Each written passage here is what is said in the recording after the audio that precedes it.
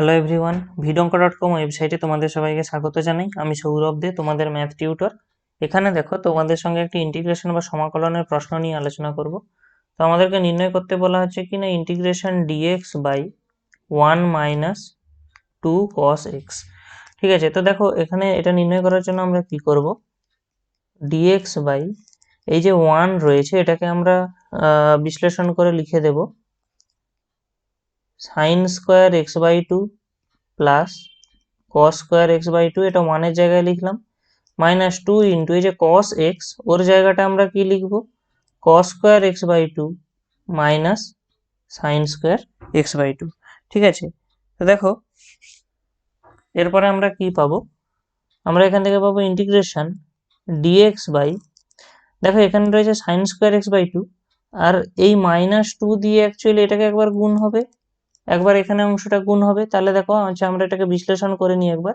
Sign square x by 2 plus cos square x by 2 minus 2 cos square x by 2 plus 2 sine square x by 2।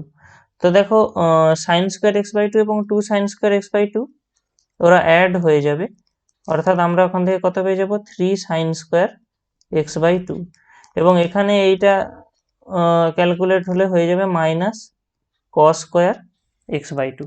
তো এরপরে আমাদের কাজ কি হবে, লব এবং হরকে cos স্কোয়ার এক্স বাই 2 দিয়ে ভাগ করা, অর্থাৎ আমরা লবে পাবো 1 by cos square x by 2 এবং হরে পাবো 3 sine square x by 2 minus cos square x by 2 by cos square x by 2 dx. তাহলে এখানে কি হবে আমাদের, হরের যে অংশ, লবের অংশটাতে তো আমাদের চলে আসবে sec square x by 2 dx by, এখানে দেখো প্রথমে এই অংশটায় ভাগ হবে, তো স্বাভাবিকভাবেই আমরা এখান থেকে পেয়ে যাব কত, 3 tan স্কোয়ার এক্স বাই 2, এবং এখানে ভাগ হলে আমরা পেয়ে যাব মাইনাস 1 ডিএক্স, ডিএক্স তো আমাদের এখানে লেখা হয়েছে অলরেডি। তো দেখো এরপরে আমাদের কাজ হবে এই যে 3, এটা কমন নিয়ে নেওয়া হরের অংশটা থেকে, তাহলে আমরা কত পেয়ে যাব এখানে, sec square x by 2 by tan square x by 2 minus 1/3 dx. ঠিক আছে, তো এবারে দেখো একটা জিনিস, আমরা এখানে tan এক্স বাই 2 কে আমরা ধরে নিচ্ছি t। ঠিক আছে, তো দেখো আমরা যখন বোথ সাইডে এখন ডেরিভেটিভ করব, তো আমরা বাম দিকে কত পাবো, half sec square x by 2 dx equal to dt. তো এই হাফটাকে আমরা ডান দিকে পাঠিয়ে দিলাম, তাহলে আমরা কত পেয়ে যাব, sec square x by 2 dx এর মান হয়ে গেল 2 ডিটি।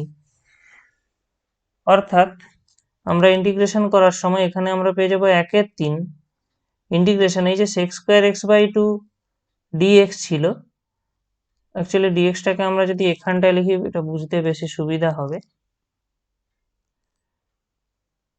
তাহলে sec square x by 2 dx এই পুরো ভ্যালুটা আমরা কত পেয়েছি, 2 ডিটি। তাহলে এখানে বসিয়ে দিই 2 dt by tan square x by 2, এর জায়গাটা আমরা কত বসাবো এখন, টি স্কোয়ার, মাইনাস এই যে দেখো 1/3 রয়েছে, এটাকে আমরা কি লিখতে পারি, 1 বাই রুট 3 হোল স্কোয়ার। তো দেখো এই 2টা স্বাভাবিকভাবে ইন্টিগ্রেশনের বাইরে চলে আসবে, হয়ে যাবে কত, 2/3, এবং ইন্টিগ্রেশনটা আমাদের কি হবে তাহলে, dt by t square minus 1 by root 3 whole square.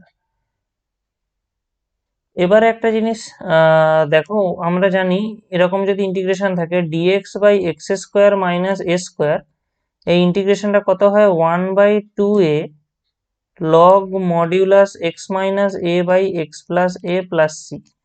তো আমরা জাস্ট ওই ফর্মুলা এখানে অ্যাপ্লাই করে দিই, 2/3 আমাদের যেমন আছে থাকলো 1 বাই 2 ইন্টু, এবারে এখানে এই প্রশ্নে আমাদের এ বলতে 1 বাই রুট 3, তাহলে 2 ইন্টু 1 বাই রুট 3 আমরা এখানে পাচ্ছি, এবং তার সাথে সাথে কি পাবো, log modulus of t minus 1 by root 3 by t plus 1 by root 3 plus c, যেখানে সি হলো একটি সমাকলন ধ্রুবক।